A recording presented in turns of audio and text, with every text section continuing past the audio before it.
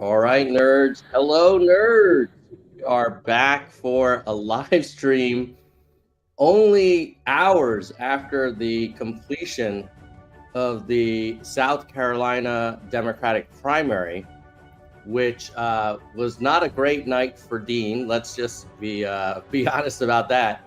Um, Sam and I scheduled this live stream, I think, like a week ago, when I was like, "Hey, man, there's a lot of people that are throwing a lot of heat at Dean supporters, and I'd love to just kind of get on a live stream where we can have a conversation versus like a Twitter GIF war." So Sam was one of the first people to say, "Yeah, sure, I'll come on. Let's talk about it." So welcome to the show, and thanks, Sam, for joining us. Thanks for having me. Yeah, thanks for responding to my Twitter or my X reply. I wasn't expecting much, and then all of a sudden, I started getting a bunch of likes. I think from probably a lot of the folks that support you and kind of what you're doing. And so excited that we could talk about this. And in terms of my background, my bio, I'm a registered Democrat. I've been a registered Democrat my entire life. I'm born and raised and live in North Carolina. Voted for Biden in 2020. I was very involved in the 2020 election process, mostly around voter protection across the state of North Carolina, and a little bit in the Georgia runoffs. Very excited about being a Biden voter again and 2024, and feel good about his chances, albeit, when you're going up against Donald Trump, it's going to be a close race no matter what. So it's going to be a scary year, but excited about the opportunity to beat him again. Yeah, well, thanks again for coming on, and also just a housekeeping note: if folks find my connection to be a little unstable, let me know in the live stream. I'm coming from Northern California, where we are literally in the middle of a what they call an atmospheric river, and we lost power moments before the show started. So luckily, I have plenty of battery power, but hopefully the cellular data connection gives us enough that we can have a good conversation. And just for folks who are watching this who aren't longtime viewers of the channel, I'll give a quick intro to myself as well, and for you, Sam. Um, so yeah, I'm Tom. I'm based in Northern California. Um, been working in the tech industry since I've been working pretty much, and I voted for Biden in 2020. I did not support him in the primaries. He was probably like my fifth choice, but when the time came, like obviously he was way better than the alternative. I'm definitely a never Trumper, often accused of being a Trump derangement syndrome sufferer. Um, and I've voted Democrat since Obama. Prior to that, I was a Northeast kind of New England Republican with some libertarian kind of inspiration. So that's a little bit about me. We should first talk about what happened last night. Like, Sam, like, what was your take on the South Carolina results? It's exactly what I expected. um, from the beginning, I knew that Dean would really struggle with Southern Democrats. So I knew it was going to be solidly below 5%.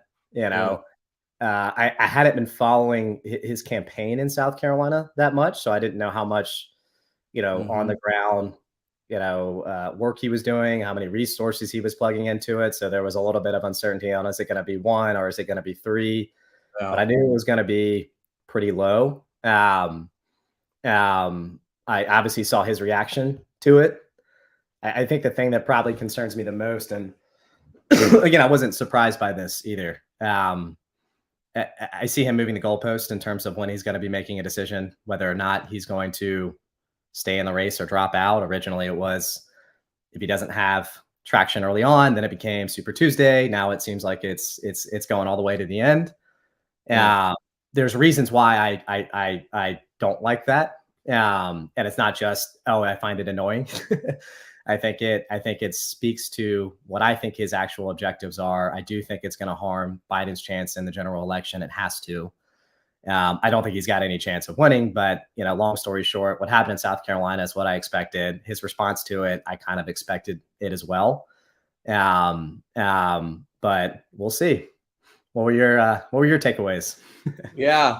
It's funny. I think both of us were maybe handicapping this around 5 for Dean. That was the number that I was like, okay, if we could get above 5, like, I think there's something to talk about. If we get above 10, wow, that's like a huge outcome. And I did say before the results, I was like, man, if we're like 1 to 3, we have to sort of acknowledge that is a really shit result. Yeah. Yeah, and, And and South Carolina is a much better representation of the Democratic Party than New Hampshire, and that's another reality that I think Dean and his kind of leadership team already know. They're already aware of it. They're very fortunate to be able to start with New Hampshire. I mean, start. I put "start" in quotes there because obviously the DNC and Biden, took an alternative approach there. But yeah, it was what I expected. But we'll see what happens. Yeah, I should also say up front that when I say we, I mean myself as a Dean supporter and fellow friends who are volunteering. I do not speak for the Dean campaign. I'm just a concerned Democrat who does volunteer for the campaign, though.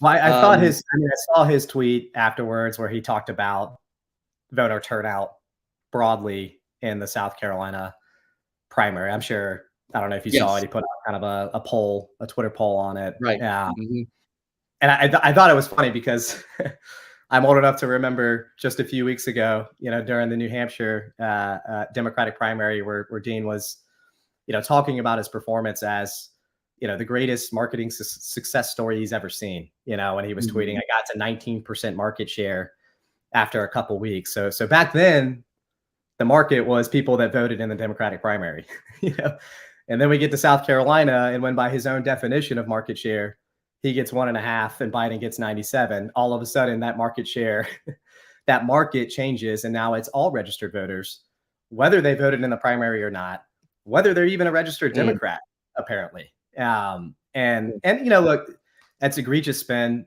politicians spin. I'm not one of those people that every time a politician spends something, I'm going to get frustrated. They have to a degree. But the bigger issue for Dean is, the whole pitch is from the Dean team is people are tired of Biden. They want something new, and he's that something new. He's someone that's going to supposedly inject energy and excitement into American voters, into Democrats. And in a state where there are 1.5 million registered Democrats, 300,000 registered independents, he got 2,000 of them to vote. So 99.9% of them said, no, thanks. So I look at this and say, if he were, I think this is probably one of my biggest issues with not with Dean's supporters, because that's, you can't make a case when you don't know who people are, right? But with Dean Phillips, with Andrew Yang, with a lot of Dean Phillips's financial backers, the big financial backers, I do question whether or not their primary objective is to defeat Trump. I really do. I think they want to beat Trump. Don't get me wrong. Well, I take that back. I think Dean and Andrew want to beat Trump. Some of his financial backers do not. When you talk about Bill Ackman, he wanted Vivek in the White House. I think without question, he wants Trump over Biden. When you talk about Elon Musk, who I am 100% confident is financially supporting him and supporting him in other ways via Twitter, he wants Trump to beat Biden. And we can get into that in more details, but I do think the one thing I would really urge Dean's supporters to think about is it might be an objective, but is it the primary objective? I think there's some question marks there. And I think you see that in his response where all of a sudden it's not about, I'm going to suspend my campaign if I don't get early traction.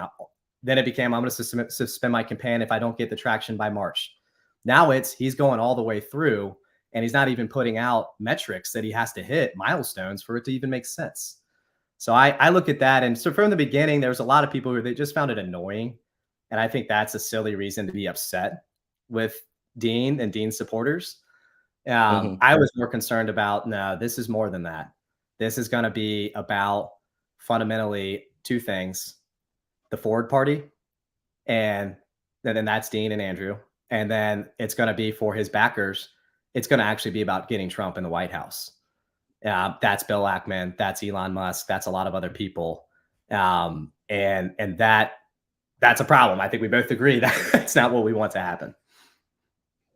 Yeah, so there's a lot of good stuff in there, Sam. Let me start with the sort of response to the South Carolina results last night. I had the privilege of being on the ground in New Hampshire for a couple weeks leading up to that primary. And my impression, and I think we can run the numbers, folks, I'm sure folks in the comments will run the numbers on replay. But my sense is that the New Hampshire Democratic primary, as a percentage of Democratic voters, was stronger than the South Carolina one. Maybe not, but that was my sense. Was like there was more people in New Hampshire who were like, "Hey, look, I don't know about your Dean guy, but I'll look him up. I might go to one of his events and hear him out." And I saw a couple of South Carolina Dean events on C-SPAN. I did not get that sense. Like there was literally like a Democratic Party event and he was speaking and people were just like milling around talking to each other. And to me, I was like, wait a minute, this is the first in the nation primary. Like the whole point of a democracy is you do consider alternatives. You can listen to the guy and then decide otherwise. But I kind of feel like a lot of people may have had their minds made up, beforehand. So point one is like, well, we had, a lower turnout in 2024 in South Carolina than 2020. I think it was like a quarter of the turnout. Now, that said, your point still stands that like, well, but the people who did turn out picked Biden overwhelmingly. Can't disagree with that. I think there are three potential hypotheses we could test. One is like, okay, did everybody that did participate, did they all really know about Dean and consider him and then elect to vote for Biden? Or was this more an indication of name recognition and, kind of inertia or momentum? And, I was looking up last night, like, are there any exit polls around how many people were familiar with Dean, or was he some random name on the ballot? What's your take on that? Do you think you're closer to South Carolina, geographically than I am? Like, do you think like people like knew about him and did consider him and just said, no, he's not our guy? I think the consider him part is the challenge. And I think it's what Dean Phillips doesn't fully understand. When you think about the base of the Democratic Party, the vast majority of them aren't going to care about any of his policies that he's pitching if they don't believe that he has their back. He's got to acquire trust before people are going to care at all about what his policies are or even want to see him debate Joe Biden. And I think that's what he doesn't understand. And I think that's a big part of the problem. I think there's a lot of people throwing out words like entitlement when they talk about Dean Phillips. And I'm seeing that because, he just expects or thinks that people should take the time to listen to him when he's never been on the ground in South Carolina before. He tossed his hat into the ring in October, 50 to 60 days before these primaries really got going. You can't do that. That might work for certain parts of the Democratic Party. But when you're talking, Southern Democrats, when you're talking rural white Democrats, when you're talking Black Democrats, they have to believe that this person cares about them. They're not going Mm. to care. They're not going to care how much he thinks he knows until they know how much he cares about them. And I think that's why, from the very beginning, I knew this campaign had absolutely no chance. Biden, regardless of, there's a lot of people who support Biden who have disagreed with his policies over the years, quite a few. He's been in, Congress for so long, it's virtually Mhm. impossible at this point, but they trust him. He's built up so much trust and support from those key Democratic bases and this is why I think, Dean's he's a smart guy, and he's got smart people running his campaign. And this is why, when I go back to what are his actual objectives, I really question whether or not it's about beating Trump, because I think he had to know from the beginning that this had no chance. And I Mm. suspect this is all just an attempt to bash the Democratic Party, get nationally more relevant quicker. And he's going to leave the Democratic Party. He's going to join Andrew with the Forward Party. That seems almost inevitable to me. And I think that's really what he's trying to do here, because there's no way you can look at with any, when you have the right people around you in October and say you're going to have a shot at beating Joe Biden in South Carolina and North Carolina and all these other places. I mean, even New Hampshire, which was the best place for him, he's still got only 19% of the vote. And we don't know how many of those were independents too. So I think that's my big takeaway. I think there's this whole idea, well, if he just had a chance, if he could get in front of people, if they could really look at them side by side, that's not how most people operate. And that's just the reality of it. You have to build up trust and support from these bases if you have a shot at becoming president of the United States. Okay, so we talked a little bit about, hey, what happened last night? I hear you that the numbers are what the numbers are very clear. I would put an asterisk there around like a couple things. We talked about turnout being lower. Consideration, I think I hear you that it's like, well, you don't even get to consideration until you build trust. So I hear you. And I also hear you on people being concerned about motivations and objectives. I'll be honest with you, the Bill Ackman kind of and support, I'm like, oh, that's a double-edged sword. Like, it's great that people with his name recognition are kind of supporting him, but he's not exactly like beloved in the Democratic Party. Again, the bigger thing is I think he wants Trump to win. And if that's true, Ackman, not Phillips, right? Mm-hmm.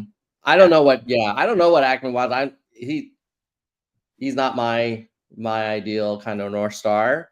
Did you listen to the Twitter Spaces with them? Yeah. And that was I listened to the whole thing. I wanted to give Dean a chance, and I just didn't like how he broed out with all of them, and it was poo-pooing on Biden and the Democratic Party the entire time. And that one line where he said, "I don't even think Biden's capable of reading a balance sheet," really ruffled my feathers. That to me, because a lot of the pictures, well, let's give him a chance, and if it doesn't work out, no harm, no foul.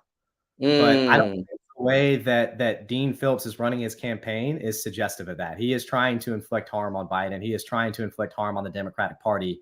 And Dean supporters have to acknowledge that. And they have to really think about, what does Bill Ackman want? What does Elon Musk want? What are all these people who are contributing to him the most financially in terms of resources and marketing exposure? What do they actually want? Because Bill Ackman is not on record saying what you said to me, that it's a never Trump. And that's very concerning to me. And so I think they look at this as a smart way to help Trump win without coming out and explicitly saying it. And that's why I think he's moved those goalposts. Now he wants to go all the way through August, regardless of what his metrics are. So I think, and not to interject, but I think that's a really big point. I don't trust the sincerity of Dean's supporters. I trust the sincerity of Dean and Andrew and his backers. So yeah. I mean, it does introduce a quandary where I know there are some RFK people who are saying, look at all the money that Biden is getting from corporate interests. And I'm like, well, I don't know if that's fair because Biden doesn't necessarily have a choice of who his individual donors Yeah, are, the whole PAC thing is crazy. You're getting money from right? rich dudes versus, unions and Yeah. and yeah, there's some corporate interest there too, obviously. But yeah, it's a little bit of marketing spin there, which again, I'm fine with the marketing spin. Every politician does it. I do not trust Dean Phillips. My issue with him is not just now. I don't want him to be a future leader of the Democratic Party at all. And Mm. you talk about the Bill Ackman thing, the fact that he takes DEI off his website, he had it on his website. He takes it off because Bill Ackman tells him to. I want a leader of the Democratic Party to stand up to the Bill Ackmans of the world. To stay, if he had gone to that Twitter Spaces and defended he's been a great president. Look at all these legislative successes he's had. Look at the economic data points that we're starting to see. All the things that are at all-time highs. But I think I would be a better chance of beating him, and I want to take his legacy to the next level. And if he had been willing to push back when Bill Ackman was lying about what DEI was, where he said that equity is about creating equal opportunities or equal outcomes for all. That's a lie. And D. Phillips Mhm. just let it go. If he pushed back on Elon Musk, all the anti-trans stuff he's doing on Twitter, then I would have been like, that's awesome. I don't think he should run now for all the reasons that I've already talked about, but I'm excited about him being a leader in the Democratic Party. But he's not doing those things. Because that's my biggest criticism of Biden is that he's not leading on these social issues. And I think for various reasons, he just can't. He is old. He is from a different generation. So I'm looking for the next Democratic leaders to be people like that. And, he's already dropped the ball there. Yeah. So just to clarify, the actual policy on the website around like equity and restorative justice and diversity, like that didn't change. The only thing they changed was like the little header, like three words.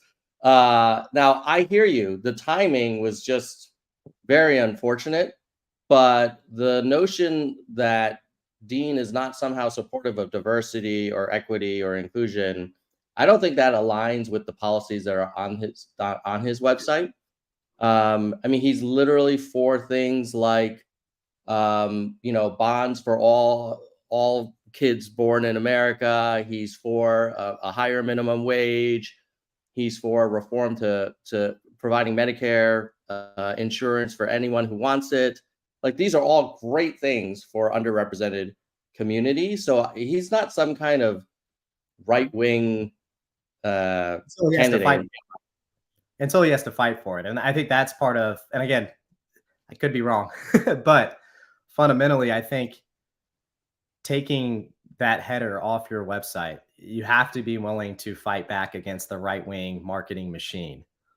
And that to me was very, very concerning. I hear you on all his policies. His policies sound, for the most part, I don't like all of them, but for the most part, they Mhm. sound either okay or pretty good. In fact, they align with a lot of things that Biden wants.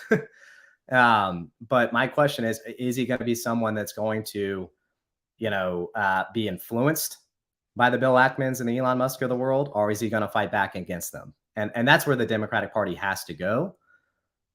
And I don't see it yet. And I think a lot of the Democratic base doesn't see it. But, again, I hear what you're saying on the policies. The policies seem fine in terms of Medicare for all and a lot of other, and I would say Medicare for all, though, I haven't heard him once tout, what Biden's done to enable the Affordable Care Act to go from 12 million enrollees to 21 million, in the last couple of years. Biden's done, again, he's just not advocating for or talking about all these successes for Biden. And if you're trying to optimize for Trump losing, he's got to consider the fact that there's a less than 1% chance that he becomes the Democratic nominee. So him spending all of his time and energy, fleecing Biden and saying he's, past his shelf life, like he did, in an interview at the Breakfast Club a few weeks ago, isn't really telling me that's his actual interest. But all this stuff is yeah, sure, it's fine. But again, people don't care how much they think and what you're saying until they believe that you're going to have their back and you're going to support them when you need them to. And so I think when people see these things, him cozying up to the Bill Ackmans of the world, that makes people rightfully nervous. Well, Sam, I did see your point around why do we even no chance that I don't show. You're breaking up a little bit on me, Tom. I can't hear you. Oh, shoot. Hopefully it comes. If it, I'm going to turn my camera off for a moment. No worries. How about now? Yeah. Can you hear me now? Yeah. Okay. Sorry about that. I'll probably go camera back on in a little bit in the hopes that it gets better. And then if it continues to be bad, I'll turn it back off. But I did want to clarify one thing about the DEI Ackman kind of narrative. Like this is the title is now equity and restorative justice. It is not some kind of title that says, exclusion and, inequity. And then it talks about the importance of diversity. It talks about the Equality Caucus. It talks about disparities and structures that are propagating these things. So I just wanted to make it clear that the spirit and the kind of policy proposals didn't change. It was literally the heading. But I know that people sort of were uncomfortable with it. I just want to just provide that information. Why do you think he took the heading down? I don't know. I would have left it up personally. I have no idea. I can speculate though. Again, as an outsider, I think the term DEI has unfortunately been kind of co-opted by a lot of like right-wing folks who I don't agree with at all. And they've kind of framed it as like, oh, it's a thing that teaches people to hate, white men. And having been the recipient of years of DEI training, like that is not what is in the curriculum. It's just about, hey, you want to build a product that supports a diverse customer base, you should have a diverse team that understands them. It actually improves performance, and helps companies make more money. Like this is a win-win. That's the DEI training that I received. And so because the term has been kind of hijacked in some ways by a lot of like the kind of Newsmax types, I would imagine maybe there was a decision like, oh, well, we don't want to mislead people to think that we're for that. So we'll just say equity and restorative justice, which is more aligned with the policies that the campaign's advocating for. But look, if it were up to me, I would have been like, yeah. And my one rebuttal to that would be it's getting co-opted because there is fear that it's going to be a successful campaign, that DEI is going to actually spark real significant changes across the country. And so, it's really hard to argue against these things if you're going to be honest about what they are. It's much easier to lie about what they are and spread those lies to make it untouchable. And so what happens when restorative justice becomes what they go after next? Because DEI is not the first, it's just the latest. Right? It was CRT at one point, it was anti-racism at another point. It's going to be restorative justice. And I've seen this on the ground here in North Carolina. There's a lot of, in the public education system, there's a lot of restorative justice work going on in terms of how we respond to issues with young kids. And conservatives here in North Carolina are already starting to attack that. And so when I see him doing this once with DEI, I question, when is he going to do it with restorative justice? When is he going to do it with whatever the next thing is? And so, again, it's about, in the early days, I mean, you're in the tech world. I'm a startup technology founder. You got to acquire trust before you sell your product. And I think he's really dropped the ball. I think he's made it so it's going to be hard for him to have staying power in the Democratic Party, which again gets back to I think he probably knew this. He was willing to take that risk because he always had an exit strategy. So I think that's the one thing that, again, there's a reason why they're doing this, is because there's a reason why Elon Musk is we need people like Mark Cuban to stand up against these things. We can't just let the right control the narrative and lie about it and be scared to confront their lies. Otherwise, we're not going to make any substantive changes. Yeah. I will share an experience I had in 2008. But let me preface this by saying I am not saying Dean is anything comparable to an Obama, but I will say when I caucused for Obama during the primary season in 08, there were a lot of Democrats in the same, caucus precinct as I was in who were saying like, you keep talking about Obama, like, why are all these Republicans supporting him? I think he's got a lot of people who are giving him money who are not traditional Democrats. Like, what's he really up to? And, there are times where people who are able to appeal to both sides of the aisle then attract interest from both sides of the aisle. It doesn't mean that they're like some secret agent for the Republican Party. But let's Oop, I lost you.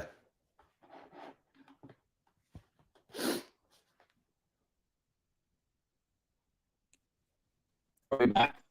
Yeah. Yeah, you're back. Hello. Okay. Yeah, we can agree the optics were not great. I'm just looking. Sometimes you attract it from diversity of it doesn't mean who you are. There's a point there. Ooh, yeah, you're cut off again.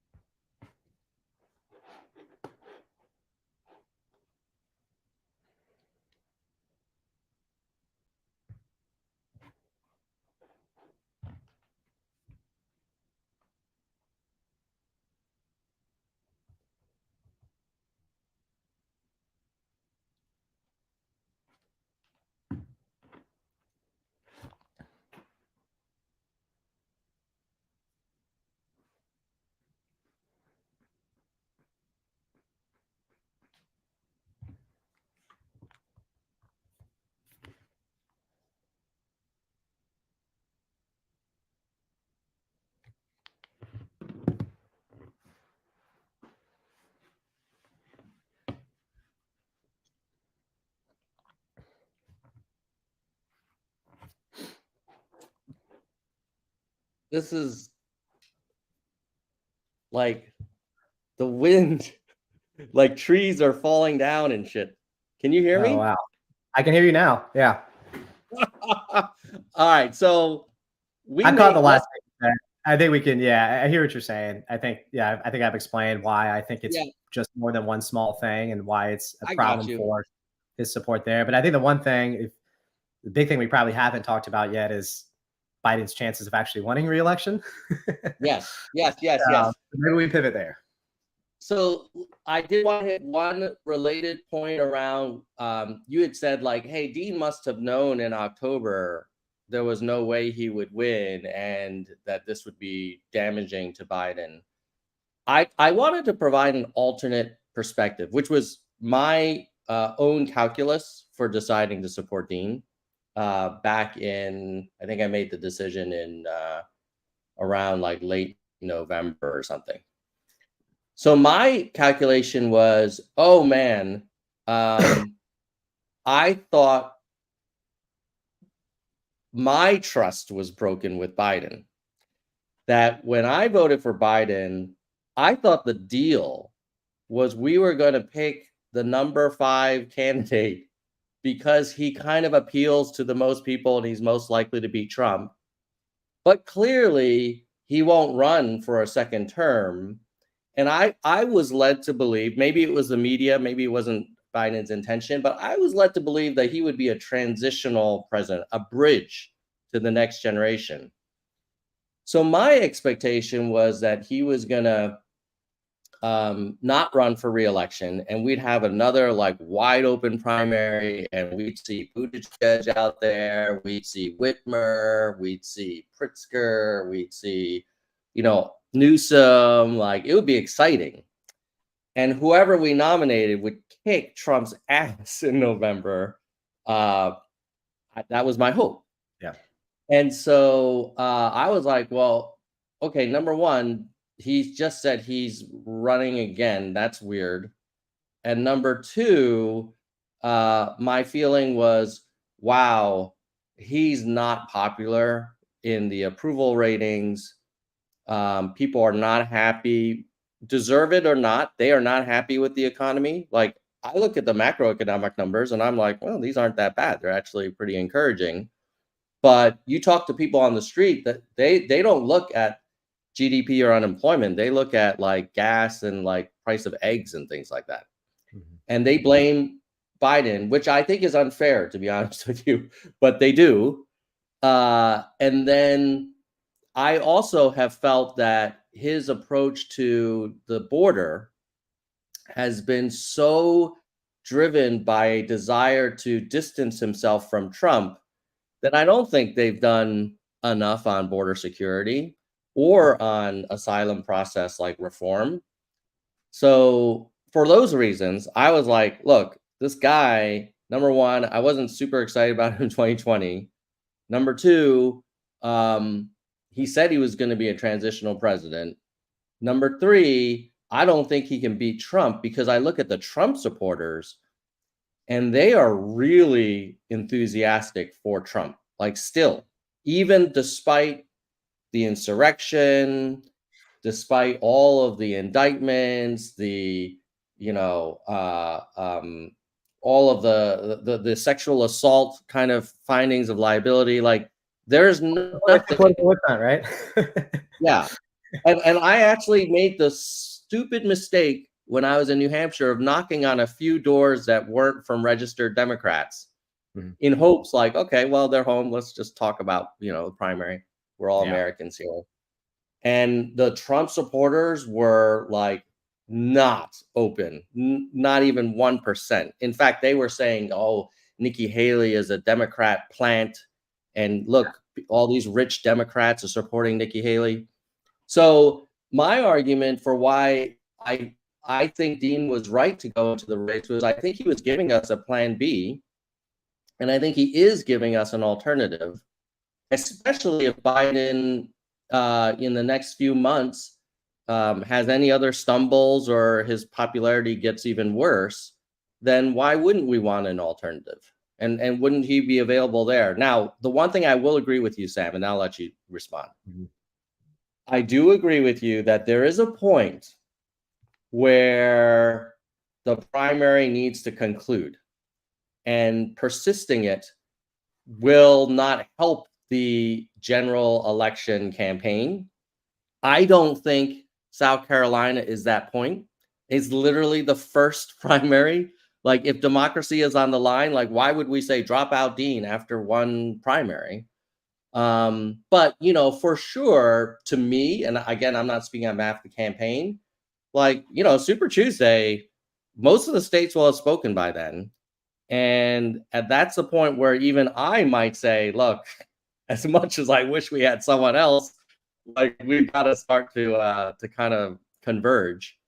So that's my take on why I don't think it was crazy for Dean to enter the race, and why I'm still glad that a plan B exists.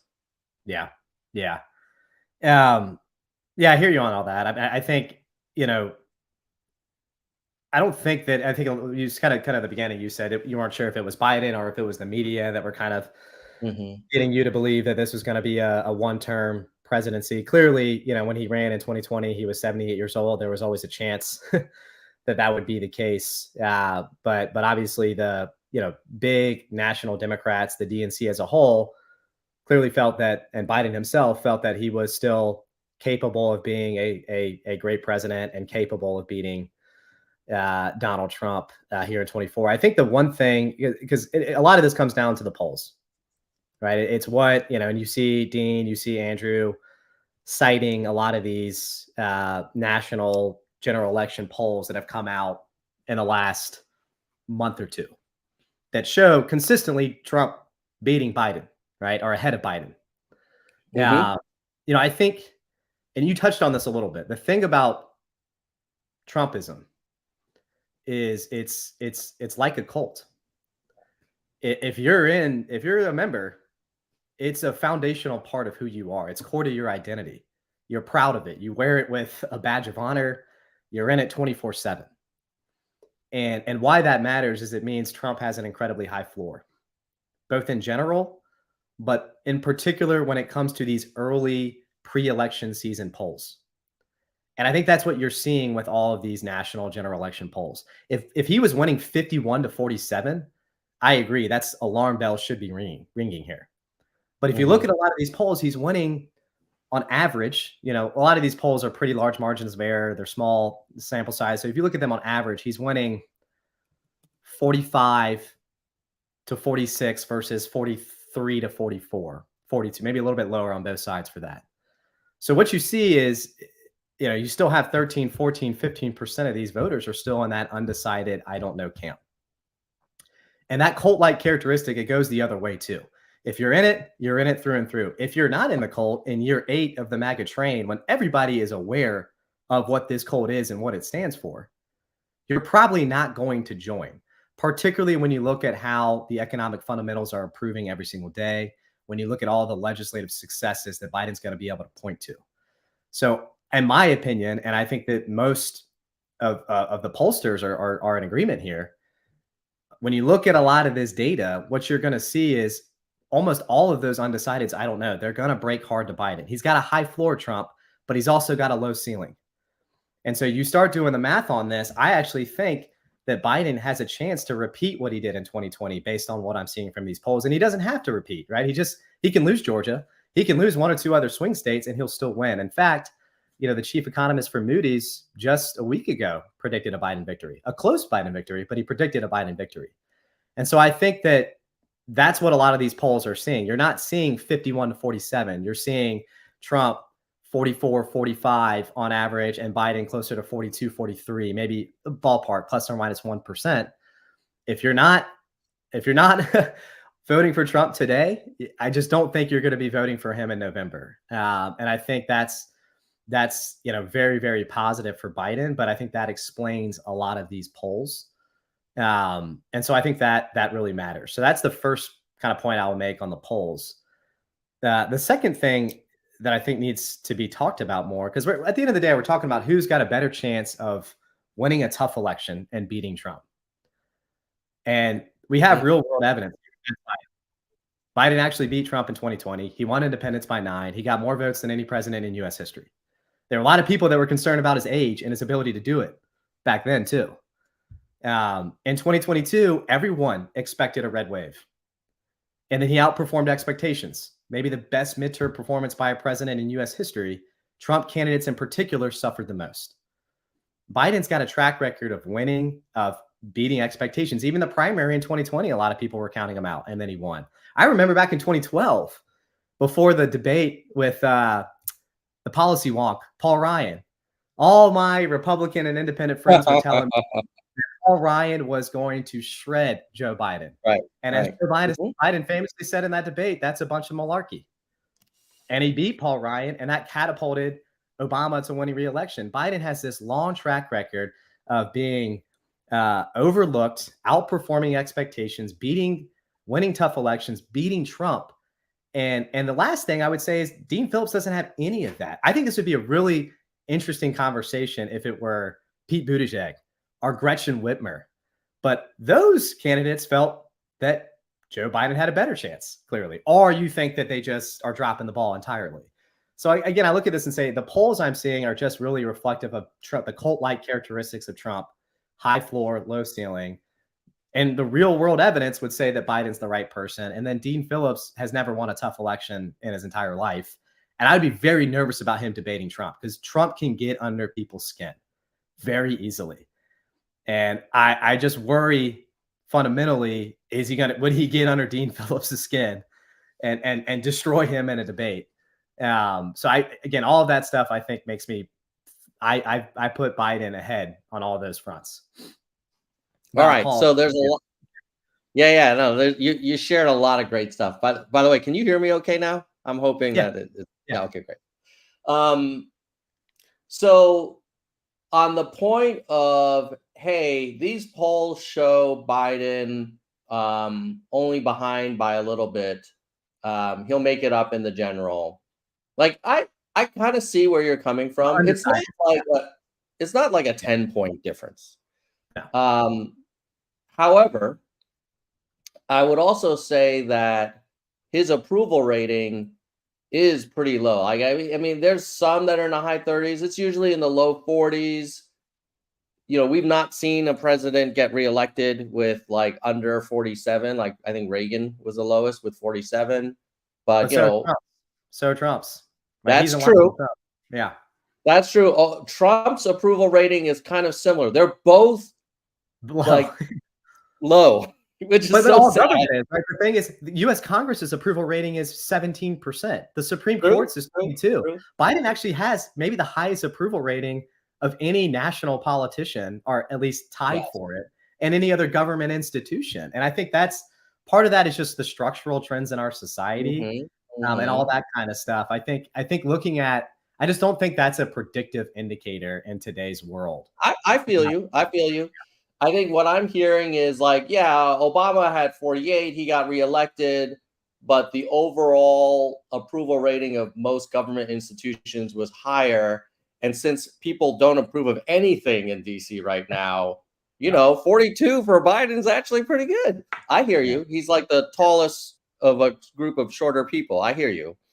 Let me share this though. Would you agree that in 2020 he he won by a few key states by 45,000 votes, like Wisconsin, Georgia, wherever, uh, and uh, and because of that, the margin was so thin that you'd have to convince yourself in 2024 to have the same outcome, positive outcome, that Biden will be more popular with swing voters, or that Trump supporters will not turn out for him. I think we both agree Trump's floor is very high. So that's probably not going to happen. Like the Trump is kind of the constant. He's going to get his people out. If anything, they seem even more angry now than they were in 2020. So what's your take on why swing voters and independents will go for Biden by hopefully a bigger margin than they did last time? Well, I think a lot of it is what happened in 2022. The fact that, I mean, we just have to go back 15 to 18 months and see that people like Biden and Democrats surprised. They took back the Senate. Trump's candidates did the worst.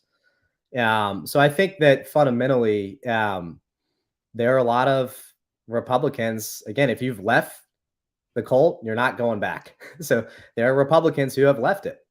There are independents who have left it, and they're not going back. Mhm, mhm. But if we're just looking at 2020 to 2024, we want to say, let's just look at those two versus any of the polls. That's an interesting way to think about it. I would say Biden's had an incredibly successful first term. If you look at his legislative achievements, now, not as many people are aware of it right now because we haven't gotten into election season yet, but he's about to spend $200 million reminding people, I just passed the largest infrastructure bill in 2 decades. It's funding projects and jobs in all of these swing states. Oh, progressives. I passed the largest clean energy investment in U.S. history. The semiconductor bill. We got more manufacturing jobs today than in any year that Trump was president. Employment, real wages, healthcare coverage, oil production, gas production, clean energy production. These are all at all-time highs. Now, a lot of people aren't seeing this because a lot of people that end up voting for Biden, it's not a cult. They're not paying attention. They're really just seeing what's happening from media outlets that are incredibly negative all the time. So I think if the economy wasn't solid on an absolute basis and improving, and if you didn't also have the Trump stuff, the indictments, which are going to get worse and worse, there are a lot of people. If you look, even the Republican primaries, Trump should be very concerned about what he's seeing in these Republican primaries. The attention that Nikki Haley's getting from Republicans, from independents. I think with all of these kind of fundamentals trending towards Biden, I think he can match what he did in 2020. And even if he doesn't quite match it, he can lose Georgia. He can lose one, maybe two other swing states and be okay. But look, if none of those things were true, I don't think it would matter. I don't think it would matter if it was Joe Biden, Dean Phillips, Gretchen Whitmer, or anybody. I think Trump would just win. So I don't think fundamentally that's a case for Dean Phillips. I think it's just whether or not I think Biden is our best chance. Whether or not he wins, a lot of it is going to depend on if the economy continues to pick up steam, which I think it will, because that infrastructure bill is just now really turning on. You're going to see a lot more projects being funded in 2024. You have the child tax credits and the business tax credits that were just passed. I feel pretty good that, and you're seeing consumer confidence increase. A lot of that stuff's on a lag. Like the second the economy starts getting better, coming out of a brutal 2 or 3 years of dealing with COVID and a terrible economy, it was unrealistic for people to think that the second things got better, everyone was just going to be happy. But I think you're starting to see in the last month or so, consumer confidence starting to pick up, people starting to feel a little bit better about the economy. I think all that's going to continue as we head into November. And then you got Biden with his war chest reminding everybody that he's had the most productive first term than maybe any other president in modern U.S. history. None of which Dean Phillips could talk to if he was actually the front runner, because at this point he's spent a few years in the House. He really hasn't done a whole lot. So I would go there. That's my first response. I think you asked about the border. I do just disagree with you on that. I think that fundamentally, he's done what he can. It's just a hard problem. Not every problem you can solve. And, he has by executive order done some things that have pissed off progressives. He maintained Title 42 until last summer, which was that Trump executive order that basically allowed people to immediately expel people without them even seeking asylum because of COVID. He actually expanded it into multiple countries. 3 million people were expelled with no ability to actually request asylum. That upset a lot of progressives. He had another executive order where he basically just made them jump through more hoops to be able to request asylum. The ACLU and progressive organizations are suing him right now for that. I just think the border is just one of those things. It's a really hard problem to solve. And I also think a lot of people don't realize the problem began under Trump. People that think that this just was created under Biden. If you look at the border crossing data, border apprehensions, it was going down for 2 decades. And it peaked at an all-time low in 2017 under Trump. And then in 2018, it went up a lot. And then in 2019, it more than doubled. In 2019, under Trump, there were more border crossings than in any year that Obama was president. And nobody talks about it. The reality is we're just seeing a lot more people trying to get to the border from outside of Mexico, beyond the Northern Triangle, because of really bad economic situations in those countries. And it's really hard to solve for that.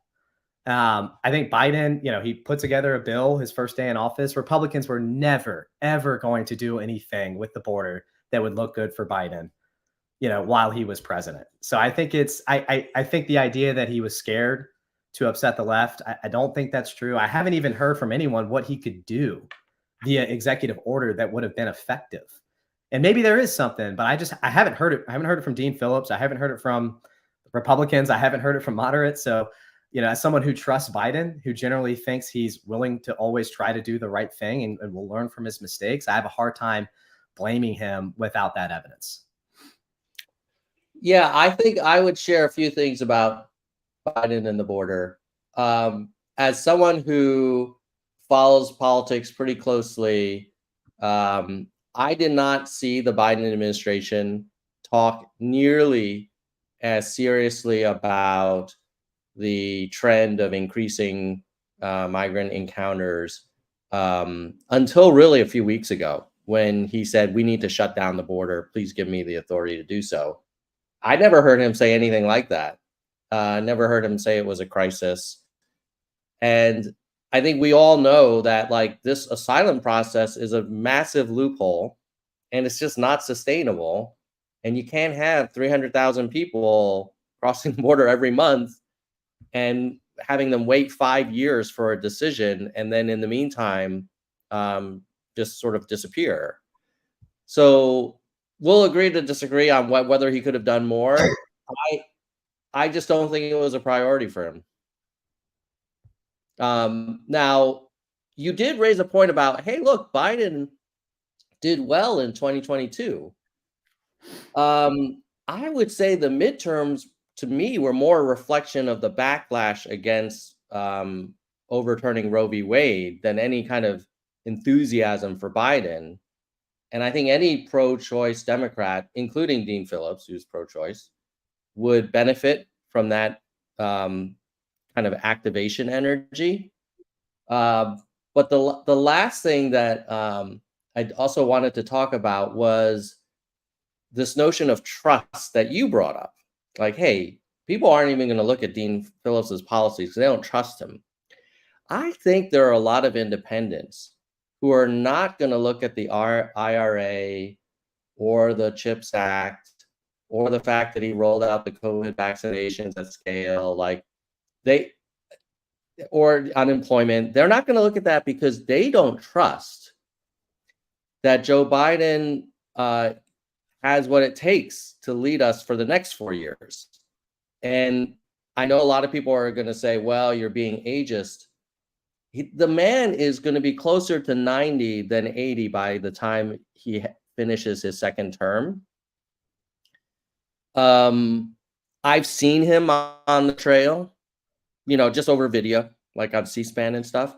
He does not strike me nearly as coherent and articulate as he was 4 years ago. And he wasn't that articulate 4 years ago anyway. Even 10 years ago, he was like a gaffe machine. Like that was just kind of endearing, but now it's kind of concerning. So I do think there's a trust gap with Biden around like, hey, is this guy going to be able to help us get through the next crisis? And I'm curious, like Sam, you're an enthusiastic supporter of him. I'm not saying Trump is like, any kind of Mensa member either. But we do feel like Biden has gas in the tank. I do. Personally, as a I leader. do. I do. I hear you. Like he's old. He isn't as quick as he was 4 years ago, 8 years ago, 10 years ago. Neither am I. I was quicker in college than I am today. But why I like Biden is, number one, I think he genuinely cares about doing a good job and being a great president. And I think he's mentally and emotionally incredibly tough. I think that's part of the reason why he's been able to build so much support and trust and be successful as a president. He's not afraid to be a punching bag to the left or to the right. He's not afraid to not receive credit for things. Part of the reason why he's been able to pass so much stuff is he doesn't put his name on it as much. So I think he's got enough gas in the tank. I hear you. And I do trust that if that were to change, I do believe that he will, let's say he wins and 2 years from now, there are some issues. I do believe that he's someone that has protocols in place to take the decision out of his hands in some ways. Like you think about who was the Democrat, Dianne Feinstein, and RIP. I think she passed away a few months ago. But I remember a lot of Democrats being like, kind of saying, well, it's not her fault that she's kind of lost her mental faculties. And at this point, she can't really make that decision to step away. Well, she should have put in place the protocols before that. That's an important responsibility, is to ensure a successful transition plan. I do trust Biden that the second he's no longer feels like he's capable of making it happen, and the people around him, that he's going to be notified and he's going to take it seriously. The reality is he tried to retire in 2016. He stepped away. He only came back because the Democratic Party fumbled the ball. They really struggled to find somebody post-Obama, as all organizations do. When you have a superstar like Obama, how do you find their successor? They wanted to find the next Obama. You're never going to find the next Obama. Probably not. In terms of, someone with the ability to inspire the masses. Like, totally agree. They tried, right? I mean, there were people that were copying the way he talked, right? There was that one guy in Texas. Was it Raul? What's his name? Castro? Yeah, he literally tried to talk like Obama, you know? He was And no Obama. and he was no Obama, right? It was never gonna happen, and so Biden came back in 2020 to help beat Trump. So we already have evidence that he's willing to step away.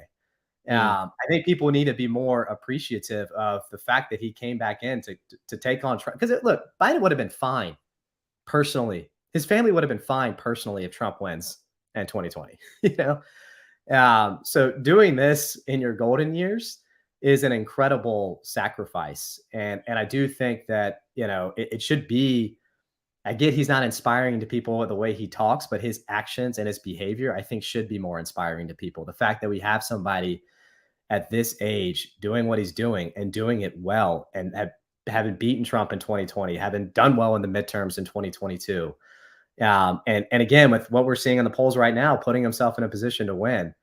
I think it to me, it's inspiring, even though he doesn't inspire me when he talks. you know, so I hear you on that. I don't like this is still a bridge to me as well. I'm looking for the next generation of Democratic leaders beyond Biden. I don't think it's Dean Phillips. I'm not sure who it is though, if I'm being honest. But yeah, I think he's got enough, and I think again his legislative. I mean, he just got he's about to get the tax credit and the business tax credits in a revenue neutral way passed. That's a huge success story. I mean, when you look at his legislative achievements, when you look at the fact that he, got the debt ceiling pushed beyond the election while preserving his entire legislative agenda, there's so many things he's done the last 4 years that have just been, he's been outplaying Republicans for the last 3 or 4 years, getting things done. And so I think if he had lost it, he wouldn't have been able to do these things. So I don't know what people are pointing to. Like, what has he done that has been bad, that was a miscalculation? I mean, I get there are some things you could argue what's going on in Israel and Palestine. You can talk about, I mean, there's like 2 or 3 big things: the border, Israel and mhm. Palestine, Afghanistan. There's 3 or 4 things over 3 or 4 years that people have pointed to. But when I look at the evidence, it just hasn't been convincing enough to me to suggest that he's literally lost it intellectually. He's not capable of doing the job. I think all the things he's done positively dramatically outweigh that. And I think if that changes once he wins in 2024, I think he will step down. So I guess that's my long-winded answer to that. I knock on wood. Hopefully I'm right. Sam, of all the jobs where I would not want to even have a special protocol for if the person can't do the job, like that's the one I would be like, no, I don't want to take any chances that the person in the Oval has to have some special protocol to decide when he's not capable, because the problem is like the fact that like the any kind of loss of faculties makes it harder to decide to step away, because you don't know. You may not know. You may think like, oh, I'll give you an example. I hope my mom isn't watching this, but I felt like she should not be driving at a certain point. And she thought, no, no, no, no, I'm a great driver. And I was like, Mom, you were never a great driver even 20 years ago. Like now you're definitely not a good driver. So I worry that we're in a position where, and it's same with Trump. I worry about his mental faculties and his impulse control and executive function. So we'll I think you're more okay I with it. don't You're not disagree like, with any of that. I wish Joe Biden was 70, 60. If there was somebody that was similar to Joe Biden but younger, who had as good, if not a better chance of beating Trump, sign me up. So I think it's just one of the things that for me, I'm willing to accept that problem because I still yeah, think it puts us in the best overall position. But yeah, it's not exciting to think about that scenario playing out, and it does have some risk. But again, it's just where we are, which is unfortunate. yeah, yeah. And then the last thing that I'm uncomfortable with, which you brought up. So we talked a little bit about the border. I was all for U.S. strong shoulder to shoulder support with Israel on October 7th, all the way through the end of October. And then starting in November, I was like, when are we going to stop bombing Gaza? Like, how much more of this little strip of land is going to be literally bombed? Um, to get after people hiding in tunnels that we can't seem to access.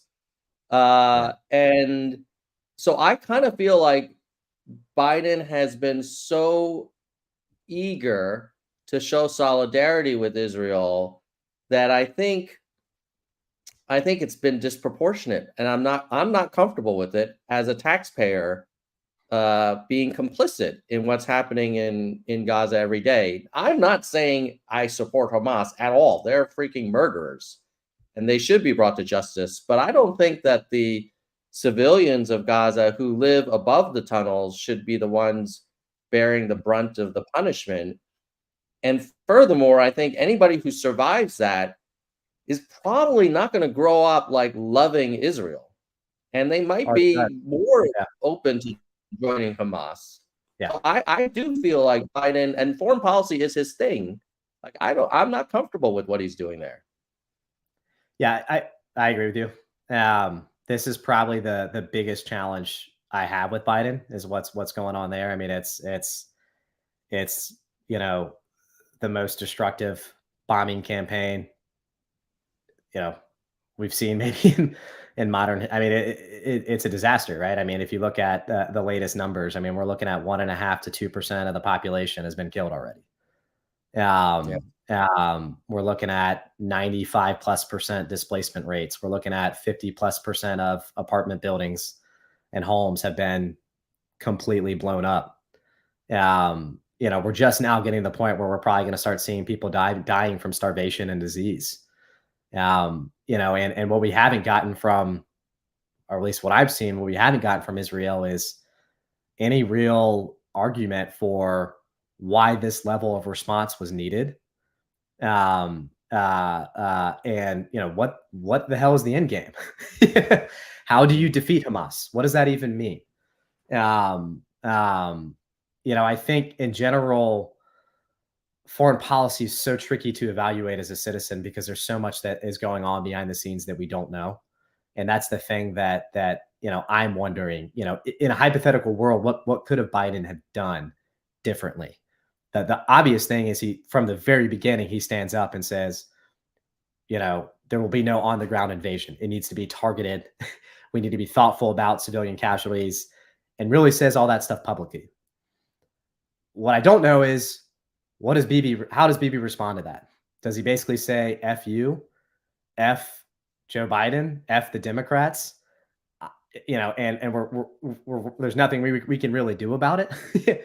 And it doesn't change the scenario in terms of what's happening in Gaza, what's happening to Palestinians. Maybe it makes it worse if we're not even able to have those conversations anymore, if we're not even allowed in the room anymore. Does it help Donald Trump? Does he capitalize on that? Those are the things that, when I'm trying to understand what Biden is doing, but the clock is ticking on that.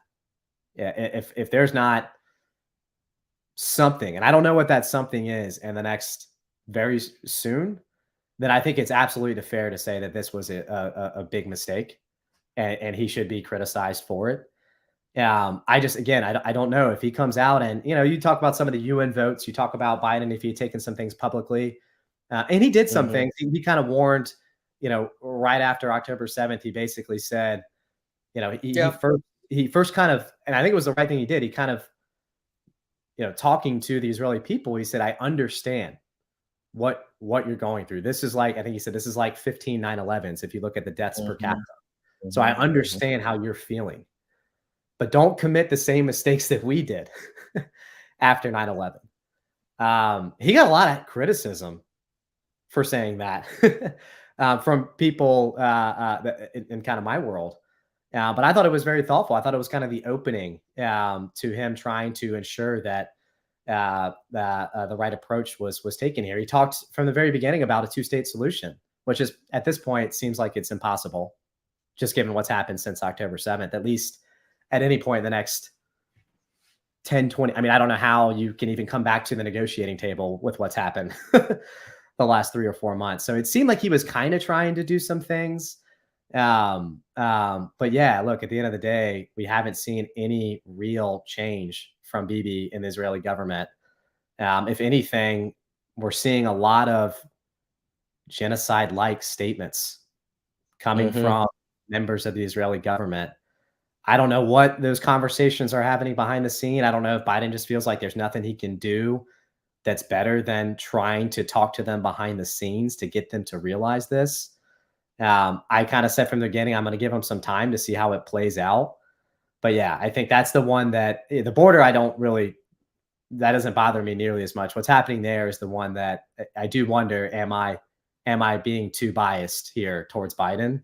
And am I letting that impact, my analysis here? And that's the one that I probably struggle with the most. And so I hear you on that. Well, we should take some audience questions and then let you go. I know I promised it would be a 30-minute conversation, and we're over an hour, but is it okay to go for a few more minutes? Yeah, I'm good. Yeah. Okay. So one last thing I wanted to respond to, because you've mentioned it a few times, but I didn't want to interrupt your answers, was like, hey, but maybe there is another alternative, but that's not Dean. Let me make the case for why I actually think Dean is a great candidate if people would consider him.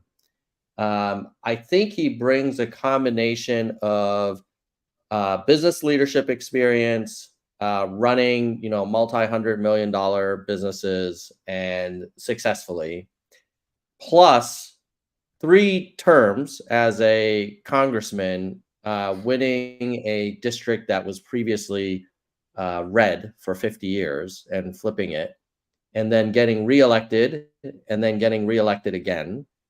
Vice chair of the Problem Solvers Caucus, ranking member of the Subcommittee on Middle East and North Africa, rated one of the most bipartisan elected officials nationally. And like, he does have a lot of energy, and he is a great speaker for people who would be willing to give him some time to listen to him.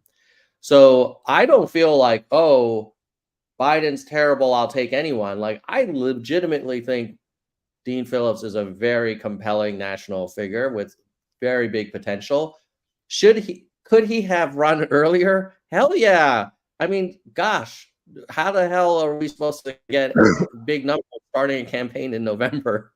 Like, that is unfortunate. I mean, he was trying to get Whitmer and Newsom to jump in, and I don't think they elected not to run because they thought Biden was a great candidate. I think they made a political decision that said, look, let's just see what happens in 2024. I'll run in 2028. If I challenge Biden in 24, my future in Democratic Party is over because I'll be labeled a traitor.